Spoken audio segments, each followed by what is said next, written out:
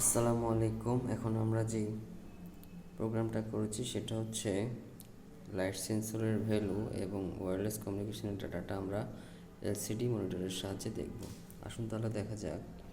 এখন লাইট সেন্সরের ভ্যালুটা অটোমেটিক দেখতেছেন যে কমা বাড়া হচ্ছে, এবং মোবাইলের সাহায্যে যদি আমরা ওয়াইফাই ডাটাটা ইনপুট দিই অন, সবগুলো আমরা অন করে দিয়েছি। দেখেন এখান থেকে কিছু ডাটা আমাদের মনিটরে দেখা যাবে।